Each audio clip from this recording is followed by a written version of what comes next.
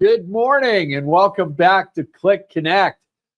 Season 10 is almost a wrap. This is episode 23, and we invited back Daniel Lesser, President, CEO, founder, LW Hospitality Advisors. And we have him back for a couple of reasons. One, he makes us smarter every time he's here. Two, he brings great information. So we're going to be talking about hotels, travel, tourism, financial markets. One of our favorite cities between Daniel and myself, San Francisco, and hopefully we'll blow apart some of the myths that you're hearing about the city because it is coming back. Okay, let's welcome to the show Daniel Lesser. How are you, my friend? I'm doing great, Craig. How are you? Good. So you're in the Valley of the Sun. You're fresh off the stage at an event. You brought us some great information today, which I knew you would, and thank you very much. You're one of our favorite guests on CLIC Connect. Thank you. Your opening comments were very flattering. Thank you. Oh, I love it. And one thing I do want to close the show on, and I didn't mention, I want to talk about Lark because I think you guys are going to get really, really busy with that. So, Daniel, you know, it's been an interesting 5+ months. You know, I read an article the other day that it looks like the U.S. is going to lose about $26.5 billion in travel dollars, which, you know, focuses, you know, on travel, tourism, hospitality, car rentals, sporting events, concerts, everything you could think of. You know, where are we going? What are you thinking about this? I'm kind of puckering at this moment. Listen, at the end of the day, the fact is nobody knows. You, me, nobody knows, right? There's a lot of angst going on out there, right? I heard a term recently, transitory uncertainty. Think about that, but that's a ridiculous phrase. Okay, transitory uncertainty, right? We live in an uncertain world, and yes, you know, the uncertainty is definitely heightened during this recent past, right? But we get through it all. And every time we get through it all, it's always bigger and better, right? So listen, when you invest in hotels, you really ought to be underwriting under a long-term hold, right? And what do I mean by that? You should be underwriting that if need be, you need to hold on that you can for 10 years. That does not mean that if a capital event opportunity bubbles up in year 2, 3, 4, 5, that you wouldn't take advantage of that. But because of the daily leasing and the volatility of hotel profits, it makes more sense.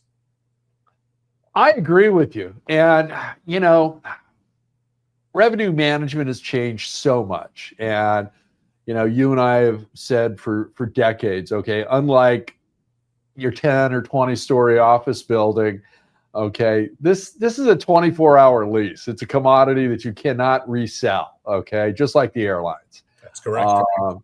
You know, so revenue management is crucial. And I think what we're going to be seeing certainly in the short term, and let's say the next 5 years out, it's going to be totally different. AI is going to come in and do so much enhancement in that particular facet of hospitality. I couldn't agree with you more. And with that being said, it's unfortunate, and hopefully this will turn around, but the hotel industry has always lagged behind not only embracing technology, but creating it. Yeah. And you know, if you look back when the OTAs came around, that was during the 2008 great financial crisis, right? And hotels were hurting, and the industry thought it was the greatest thing since Swiss cheese to come around, and they embraced it wholeheartedly, only to find out or figure out later on as we came out of that downturn that, wait a second, what did we just do? We gave up control of our most precious commodity, heads and beds. Yeah. And there's been that tug of war since then, where, you know, brand.com wants direct bookings. They don't want, you know, so technology, AI, 100%, you're spot on with that. The industry needs to not only embrace it, but get creative in terms of developing it themselves. Who knows the sector better than the lodging industry? So I agree. And, Don't let Google develop it and have control of it. We need to have control of it. and that's the argument we've been having since 2010. And, we signed our lives away with these contracts. And, we're going to have to take control back. We have to at some point. It's happening. It's happening. Yeah, I agree with you. Global travel's declined. Canadians aren't coming. They're the second largest leisure group that comes into California. Yep. East Coast, Northeast, certainly Florida, Hawaii, to mention a few areas within the U.S. Travel advisories being issued by countries that we've always been friendly with. Deportations of people coming here for a plethora of reasons. Not a good headline. And speaking of headlines, you were kind enough to put this slide together where, we've got we've got some stuff going on here. What do you think? What are you telling your clients to combat some of these headlines that we're seeing? Listen, the smart money, and there's a lot of it out there, is seeking to deploy capital. If you're sitting on cash, you're losing money. And there's a tremendous amount of capital out there, debt and equity, that is looking for a home. And hotels are a very desirable asset class these days for numerous reasons.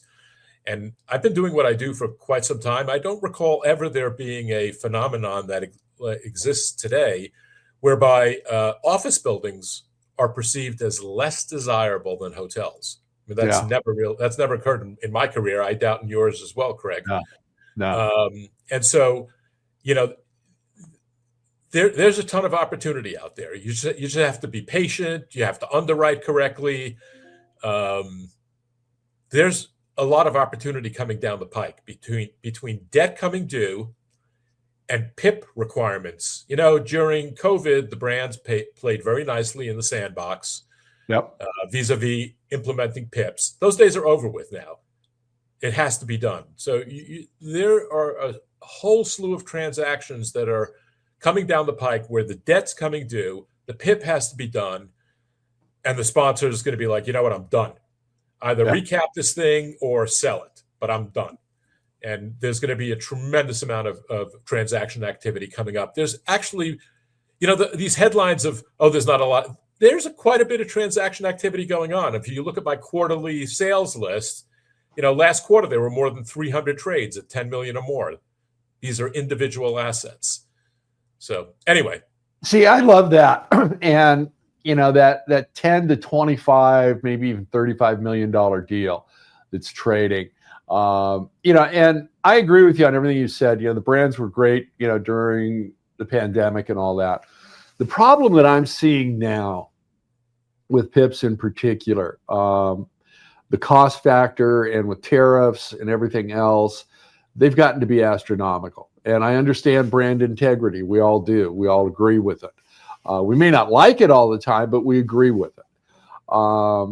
But the other thing that people aren't talking about is skilled labor.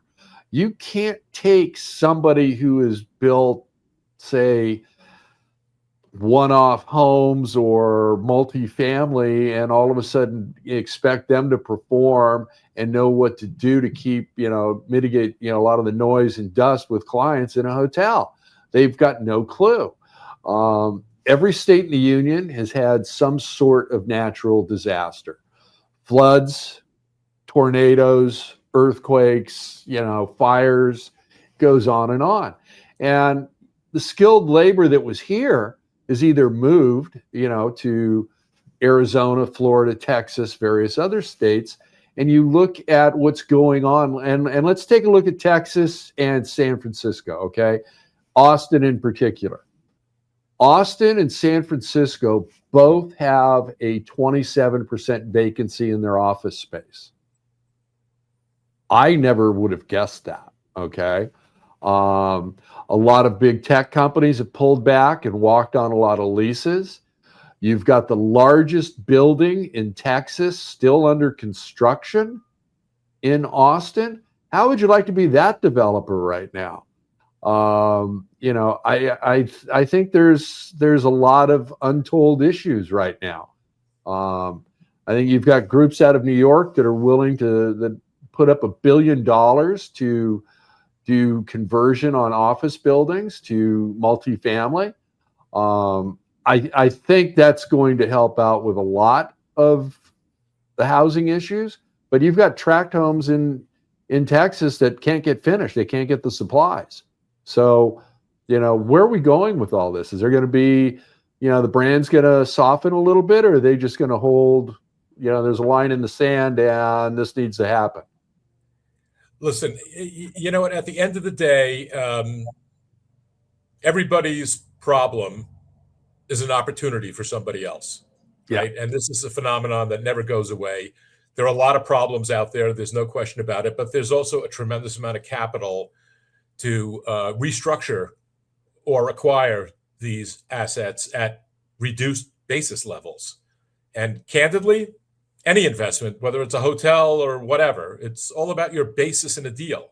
Yeah. And today, generally speaking, you can buy lots of real high quality assets at 65 to 75 cents on replacement cost per dollar.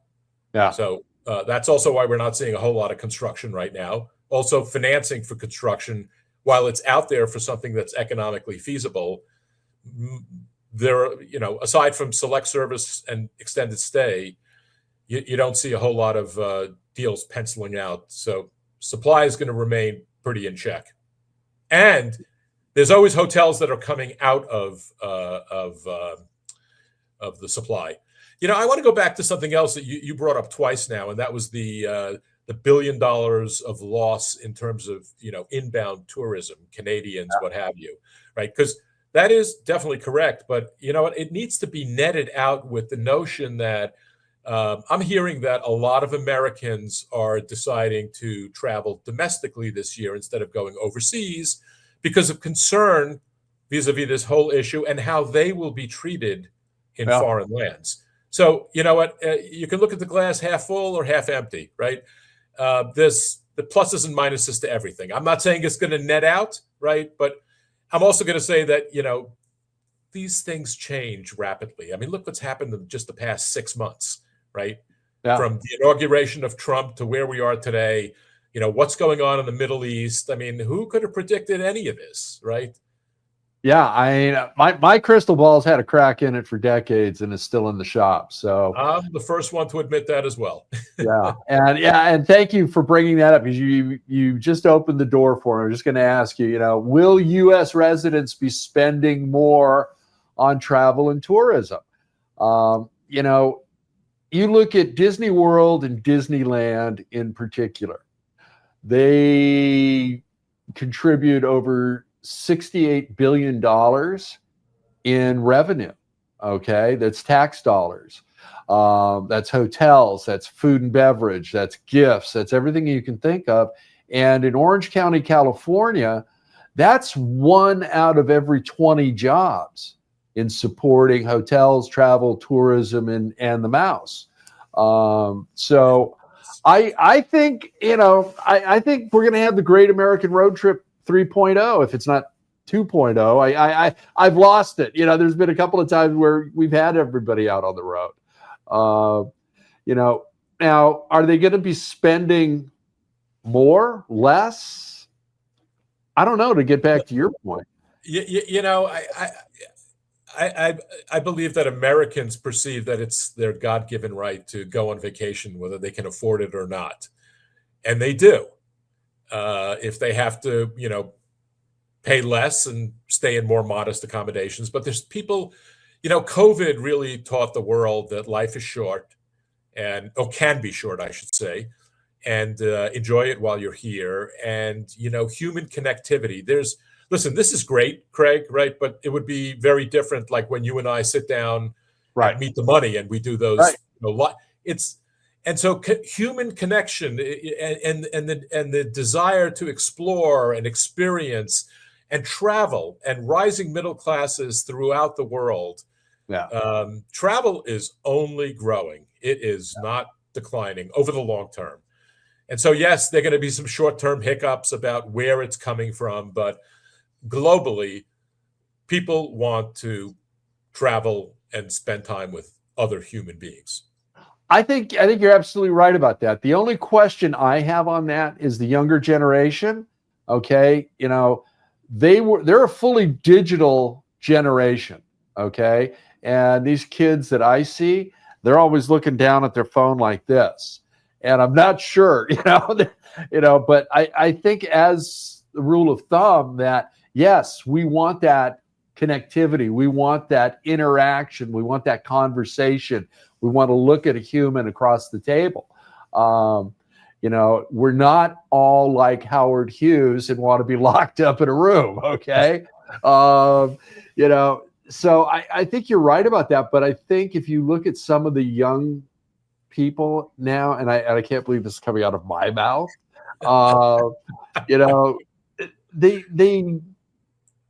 their people skills are lacking.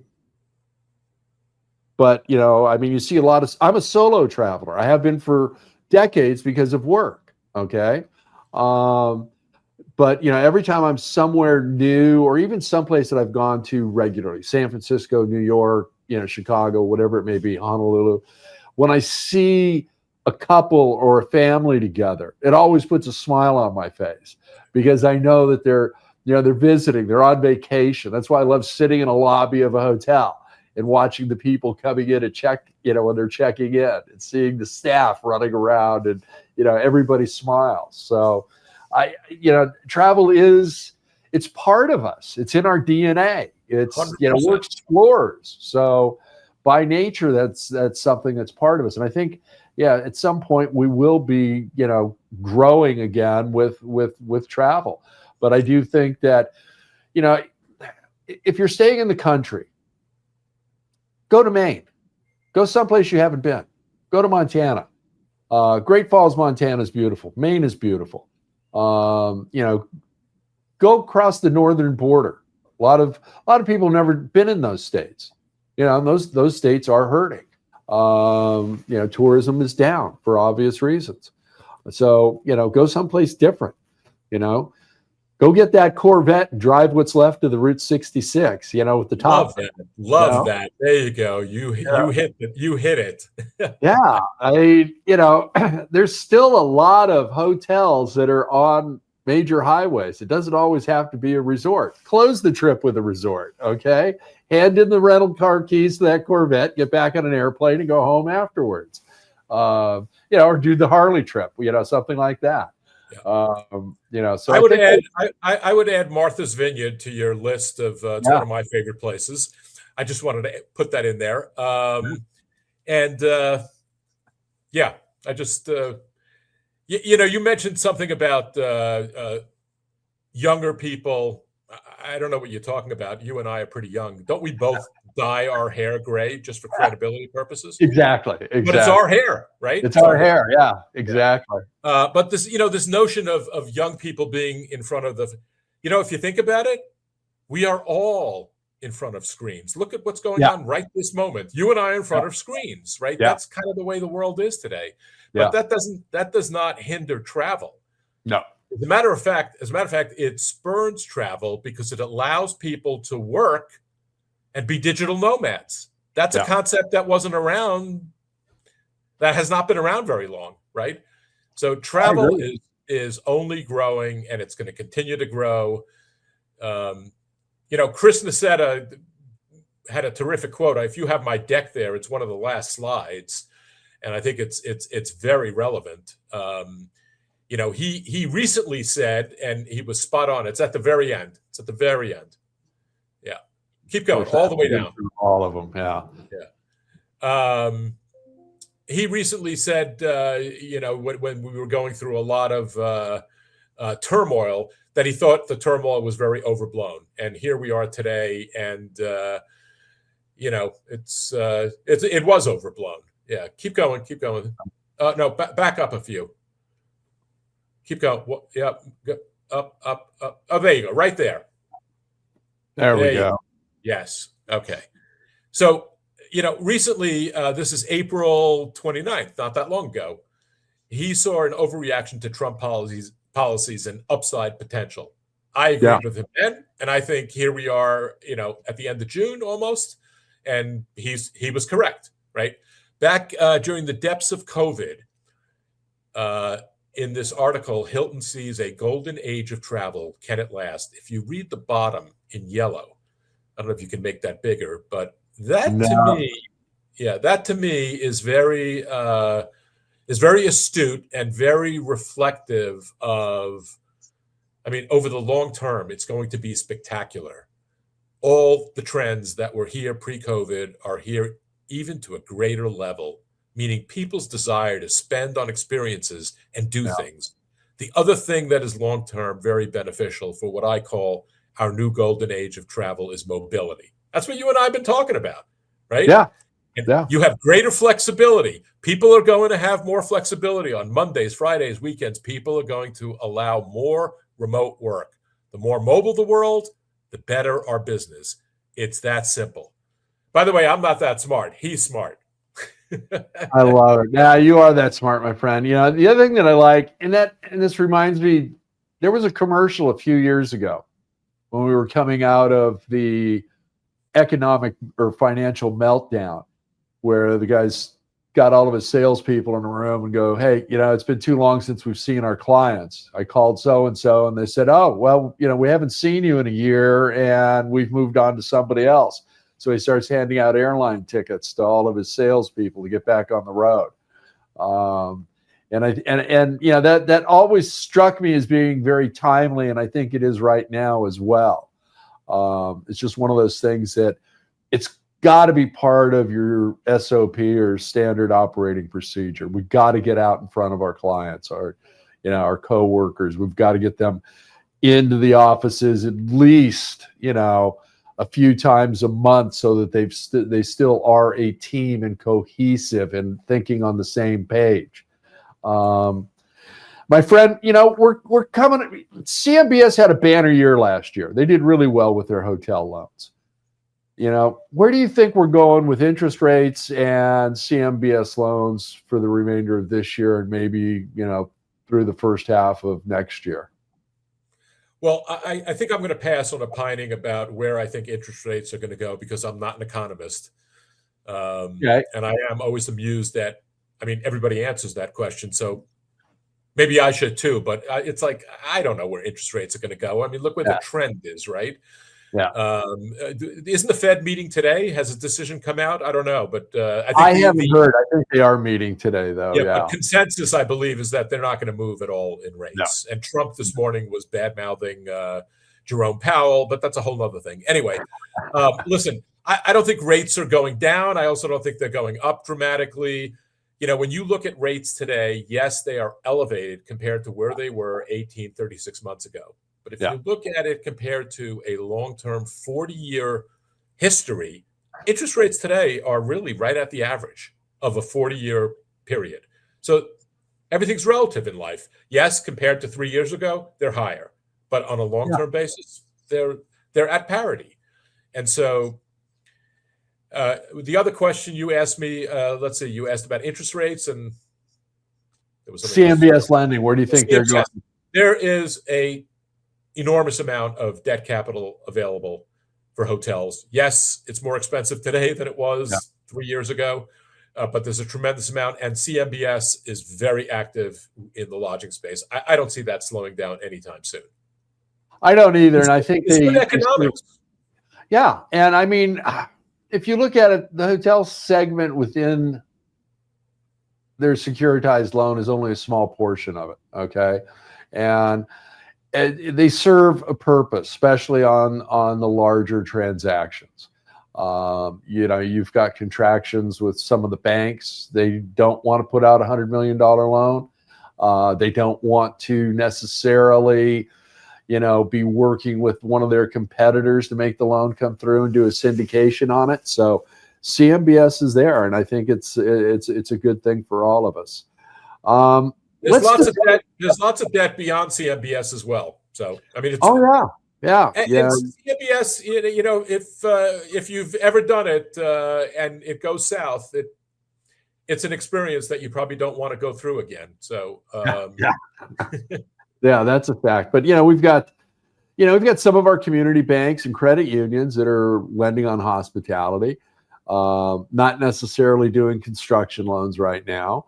But there is capital available. You've got private capital as well that's out there that you can, our friends over at Peachtree have been doing a great job. I was just about to mention them.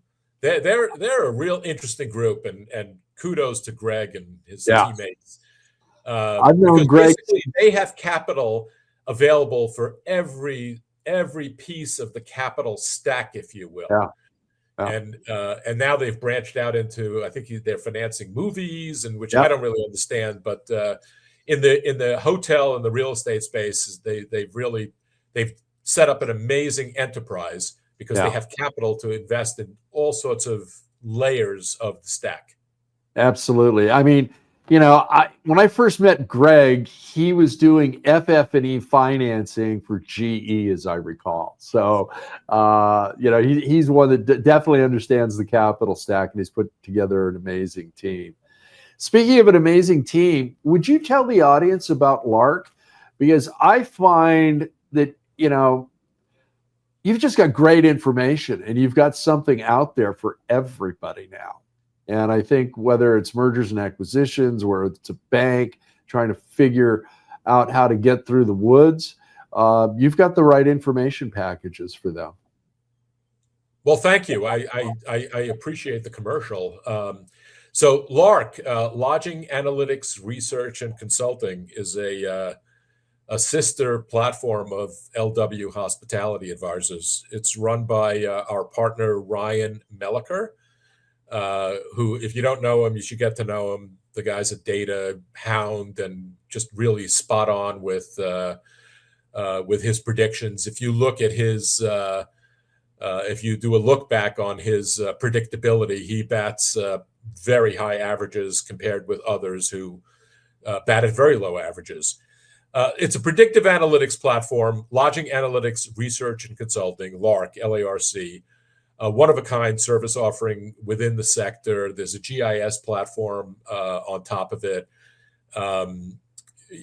Craig, you probably should have Ryan on your show one day, and I would be happy to facilitate that.